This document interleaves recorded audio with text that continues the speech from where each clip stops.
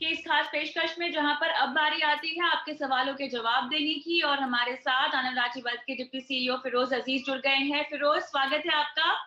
पहला सवाल हम लेंगे उड़ीसा के बालोंग से विक्रम का। और फिरोज, इनका सवाल ये है कि इन्हें लॉन्ग टर्म के लिए निवेश करना है। इनकी उम्र 30 साल की है और 20,000 रुपए ये सोच रहे हैं राशि है इन्वेस्टमेंट के लिए। और फिलहाल इनके पास पराग पारे का फ्लेक्सी कैप फंड है। और इनफैक्ट दिसंबर 2020 में ही लगभग 1,000 रुपए का निवेश इसमें शुरू किया है।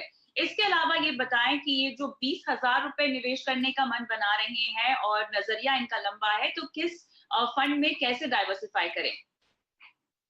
कविता जी, अगर 30 साल की उम्र में 20,000 रुपये एसआईपी करना चाहते हैं और लंबी अवधि का समय है, तो एटलीस्ट 5 स्कीम्स इनको इंक्लूड करने चाहिए अपने पोर्टफोलियो में। पराग पर एक जो फ्लेक्सी कैप स्कीम जिन्होंने रिसेंटली स्टार्ट की है एसआईपी करनी, वो डेफिनेटली एक अच्छी स्कीम है। वो स्कीम ने अल्फा जनरेट किया है। राजीव जो फंड मैनेजर है, उन्होंने ठक्कर साहब, राजीव ठक्कर जो फंड मैनेजर अल्फा जनरेट कर रहे हैं over long periods of time, वो सब्सटेंटिव है। तो वो स्कीम में बने रहें, उसको स्केल अप करके 4,000 पे ले जाएं और बाकी 4 स्कीम्स अपने पोर्टफोलियो में शामिल करें। एक होगी Mirae asset large cap, Kotak emerging equities Pankaj Tibrewal साहब की, Kotak equity opportunities Harsh Upadhyay, SBI focused equity R Srinivasan. ये 5 फंड्स आई थिंक एक अच्छा कंप्लीट 20,000 रुपये एसआईपी के लिए एक पोर्टफोलियो बनाने की क्षमता रखते हैं।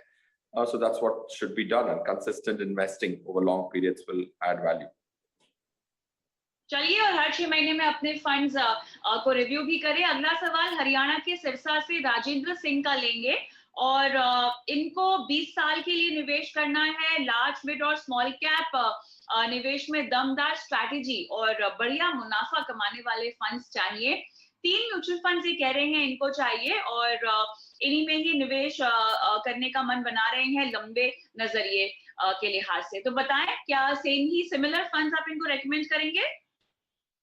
Yes Kavita ji, I think funds जो हैं ऑब्जेक्टिव सिमिलर हैं, लंबी अवधि है, तो राजेंद्र जी को भी सिमिलर स्कीम्स ही खरीदनी चाहिए। बट इनको सिर्फ 3 स्कीम्स खरीदनी है। तो Mirae asset large cap, Kotak emerging equities और फ्लेक्सी कैप में कैनरा रेबको फ्लेक्सी कैप या कोटक इक्विटी अपॉर्चुनिटीज हर्ष उपाध्याय का। बट सिंस एक कोटक की ऑलरेडी एक स्कीम रेकमेंड कर दी है, तो कैनरा रेबको फ्लेक्सी कैप, ये 3 स्कीम्स में ये अपने पैसे लगा सकते हैं 20 साल के लिए।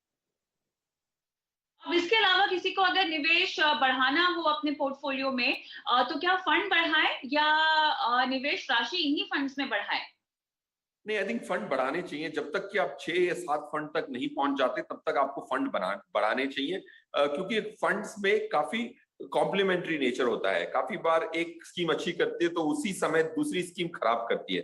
तो आई थिंक 6 या 7 फंड तक पहुंचते तक आपको अमाउंट ऐड करने के बदले स्कीम्स को ऐड करना चाहिए। फिर जब आप पहुंच जाते हैं 6 या 7 स्कीमों पे, तो उसके बाद एक रोक लगानी चाहिए और अमाउंट्स बढ़ते ही आपको अमाउंट ऑफ इन्वेस्टमेंट पर स्कीम बढ़ानी चाहिए। कविता जी, ऑलराइट, चलिए, तमाम निवेश की बारीकियों को ध्यान में रखते हुए अपने इन्वेस्टमेंट्स की शुरुआत करें। बहुत बहुत शुक्रिया फिरोज, आपका भी समय निकालकर दर्शकों को अपनी राय देने के लिए। और फायदेमंद फंड्स में मुझे और शैल सर को भी इजाजत दें, लेकिन इस वादे के साथ कि अगले हफ्ते सोमवार को बुधवार को 4:30 बजे ऑनलाइन पेशकश जो हम लेकर आते हैं फायदेमंद फंड्स की, जहाँ पे आपके सवालों के जवाब देते हैं, वहां आप हमें जरूर मिलेंगे और अपने सवाल हमारे सामने रखेंगे। नमस्कार, धन्यवाद।